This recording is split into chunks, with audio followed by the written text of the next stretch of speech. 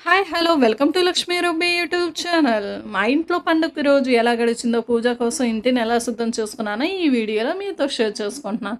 ముందుగా మా main entry గడిపి దగ్గర మా పాప పసుపు రాసి చక్కగా ముగ్గు వేసింది. ఆ ముగ్గులో కుంకుమ పెట్టి బొట్లు పెట్టి చాలా అందంగా డెకరేట్ చేస్తుంది.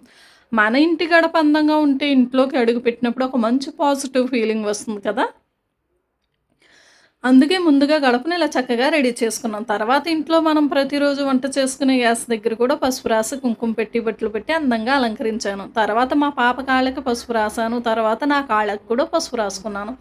మా పాప పీటను పసుపుతో కుంకుమతో చాలా చక్కగా డెకరేషన్ చేసింది. తర్వాత మా ఇంట్లో ఉన్న భగవంతుడిని కూడా పూజ కోసం చక్కగా సిద్ధం చేసింది. పిల్లలు పండుగ కార్యక్రమాల్లో ఇలా పాల్గొంటే ఆ సందడే వేరుగా ఉంటుంది కదా. ఆ తర్వాత నేను కిచెన్లో పూజ కోసం కావాల్సిన వంటలు చేయడం మొదలుపెట్టాను. నేను వంటలు చేస్తున్న వీడియో కూడా మీకు చూపిస్తున్నాను. పులిహోర, రైసు, పొంగలి, పాయసం ఇంకా ఇతర నైవేద్యాలను తయారు చేసుకున్నాం.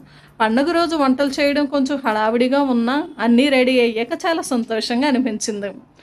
వంటలన్నీ పూర్తయ్యాక పూజ కోసం కలశం సిద్ధం చేసాం. కలశంలో పసుపు వేసి కుంకుమ పెట్టి మామిడి ఆకులు పెట్టి కొబ్బరికాయ పెట్టాం. కొబ్బరికాయ చుట్టూ పూలతో అందంగా డెకరేషన్ చేశాను.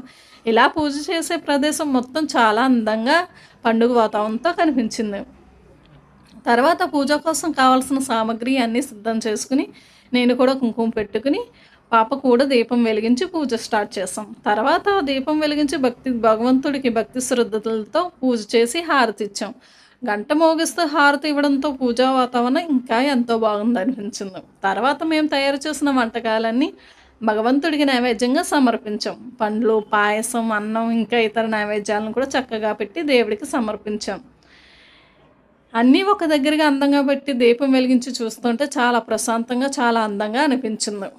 తర్వాత మా పాప లక్ష్మీదేవికి సంబంధించిన పాట పాడింది. పండుగ రోజు పూజతో పాటు పిల్లల సందడి ఉంటే ఈరోజు ఇంకా ప్రత్యేకంగా అనిపిస్తుంది కదా. తర్వాత వాయినం ఇచ్చే కార్యక్రమం చేసాం. 5గురికి నమస్కారం చేసి తాంబూలంలో ఒక్క, తమలపాకు, పసుపు, కుంకుమ, కొబ్బరికాయ, పండ్లు, డబ్బులు ఇలా పెట్టి చక్కగా సిద్ధం చేశాను. మొత్తం 5 బాక్సులు కూడా పక్కన పెట్టాను. మా పాప వాటిని తీసుకుని పక్కన పెట్టి అందరినీ హాయ్ అంటూ పలకరించింది. ఆ తర్వాత మా ఫ్రెండ్స్ వచ్చింది.